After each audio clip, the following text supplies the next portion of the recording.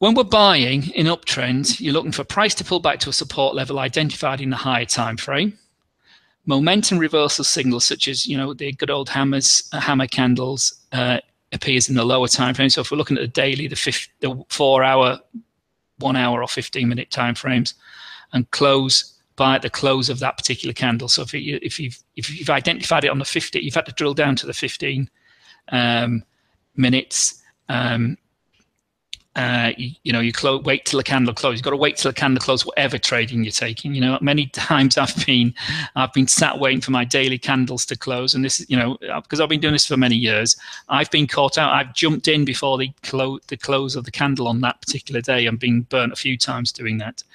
Cedric, how many trades per day do you recommend? Well, it depends. It depends if they fit your time frames, if they fit your trading plan. You need a trading plan as well, Cedric. You've got to decide why you are doing this. There's no point jumping in and saying, well, I'm going to make money. I want to make money. That's not good enough. You need to sit down, write a trading plan about why you're doing this. Do you want to make money? Are you saving up for a home? Do you want to buy a new car? Do you want to send your children to university? Do you want to get married?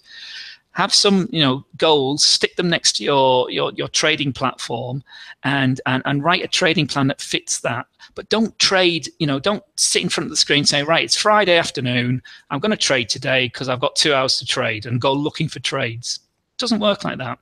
Just because you want to trade then doesn't mean that a trade is going to come along that fits your approach. Okay, so you need to find an approach that works for you. Fits around, as I say, I repeat this many times, and I won't apologize for that because it's quite important, that fits around your lifestyle and your personality. Some of the best traders that I know are people that work shifts.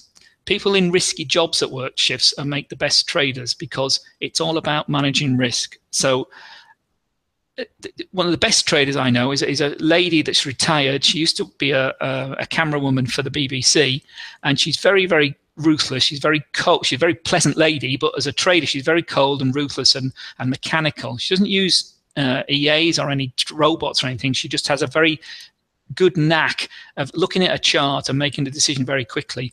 And that's where you want to get to. If it feels right, do it. If it doesn't, don't, because there's many, many, many trades and opportunities all the time, Cedric. So don't try and set yourself trades per day.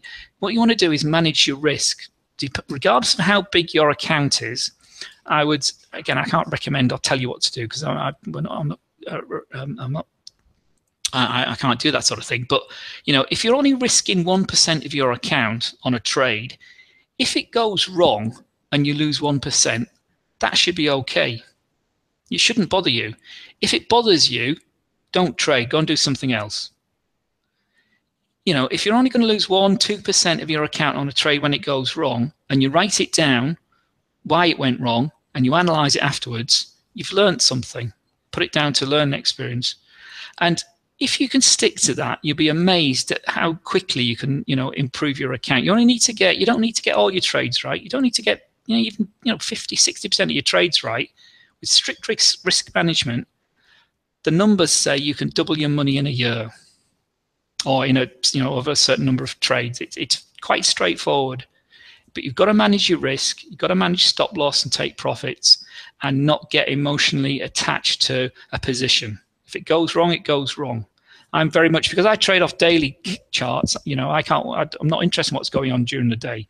So I put my trade on, set it and forget it, I call it, or lots of people call it, it's my original phrase, but put it on, forget about it. Set my stop loss, set my target. If it hits the target, fantastic. If it hits the stop loss, never mind. Because I know it's only going to be 1% of my account, or a little bit more of my account if I lose it. But I also know if it hits the target, it's going to win 1.5% or 1.8% of my account. So, and if I'm winning 60% of my trade, 6 out of 10, I'm in the money. And what I do here at HotForex, we post analysis on our website free of charge. Anybody, you don't even need an account with us to read our analysis. But if you add up all the analysis we've done in the last 3 months, we're on a 70% hit rate, hitting our targets. And if you can approach that, if you've got 70% hit rate, manage your risk. It's very, very straightforward business, this. Don't overcomplicate it. Too many people overcomplicate this business, or come into it trying to make money, wanting to make money, and it's take that mindset away, and you can make great strides forward. Anyway, yeah, again, I get off track and off. So we're already 30 minutes in. So let me just rush through. So in the downtrend, just like in the uptrend, it's the same thing. We're looking for pullbacks to resistance at the higher time frame. Entries on the lower time frames, such as a shooting star in a downtrend. Some other candle patterns here. We got lots of energy here, running out. Can't get it any higher. We're running out of energy. We're rolling over. Classic, green and then red. That's our great signal there. Out at the top of the Bollinger Bands. Great signal there. Even on this 60-minute time frame, the 15-minute time, even tighter. Perfect little setups. And away we go. Very, very confident about that position. Obviously, they don't happen all the time. They don't always win. But that's, again, part of trading. If you know you're only going to lose 1%, doesn't matter. Get on to the next one. Write it down. Have a trading journal. That's one thing I learned after the first few years, writing everything down. And it was amazing how much detail that was in there, just from some scribbled notes as they started off. But you find a pattern that works for you. You find the time frame that works for you. You find the currency pairs that work for you, or the assets that work for you. You find the time frames in your lifestyle that works for you. I'm a morning person and a late night person. During the day, I'd like to have a sleep in the afternoon, and that's partly living in Cyprus. It gets too hot, so you adapt to your environment. And you adapt to the sessions as well. Yeah, everybody says the UK and America session is the key. That's the deepest liquidity, and yes, it is. But you can trade at other times. You don't just need to trade those key sessions.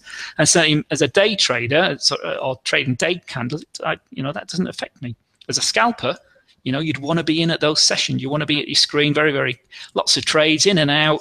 Few minutes, thank you very much, pips here, pips there, and off we go. But still the same approach about risk and knowing yourself.